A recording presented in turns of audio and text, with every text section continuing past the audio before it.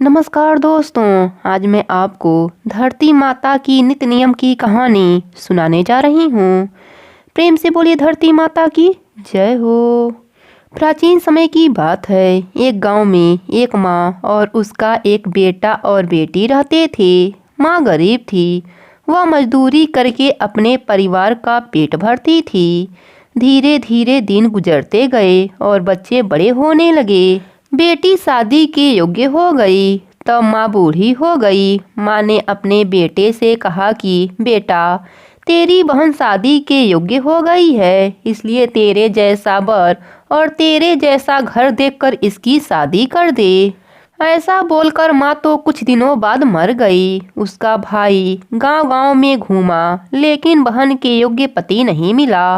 वह घूम घूम कर थक गया और एक दिन सोचने लगा कि मेरे जैसा तो इस दुनिया में कोई नहीं है, इसलिए मैं ही इससे शादी कर लेता हूँ। ऐसा सोचकर वह चुनरी और शादी के लिए सब सामान ले आया।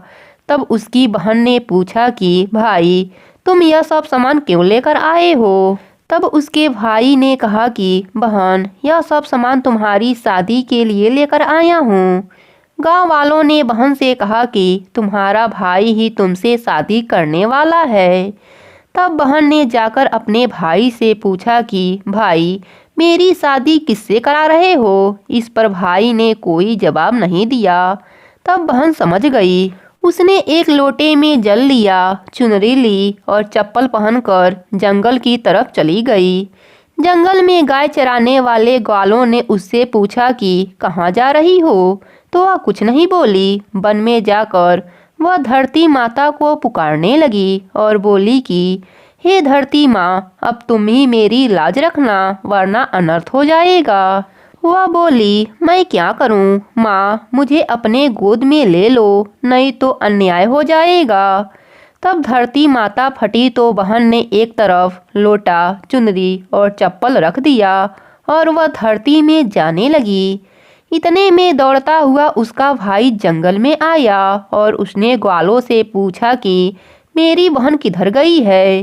ग्वालों ने कहा कि तेरी बहन उस तरफ गई है। भाई बहन बहन पुकारता हुआ उस तरफ दौड़ता है। वह देखता है कि उसकी बहन धरती में समा रही है। यह देखकर वह बहन को पुकारता हुआ उस तरफ दौड़ता है। तब तक उसकी बहन धरती में समा चुकी थी। केवल थोड़े से बाल दिखाई दे रहे थे। वह बहन के बालों को मुट्ठी में पकड़कर रोने लगा। बहन, तू सत्य के लिए धरती माँ की गोद में समा गई। मेरी बुद्धि भ्रष्ट हो गई थी। माँ का वचन निभाने के लिए मेरे जैसा कोई वर नहीं मिला, इसलिए ऐसा विचार आया। ऐसा बोलकर वह जोर जोर से रोने लगा।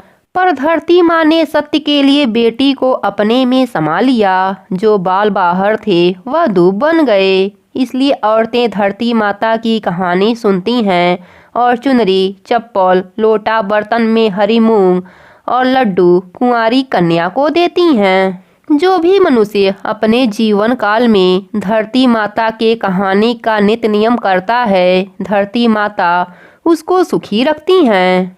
हे धरती माता, जो भी आपकी कहानी कहे, सुने, हुंकारा भरे, उसके ऊपर अपनी कृपा सदा बनाए रखना। कहानी अधूरी हो तो पूरी करना, पूरी हो तो मान रखना। प्रेम से बोलिए धरती माता की जय हो।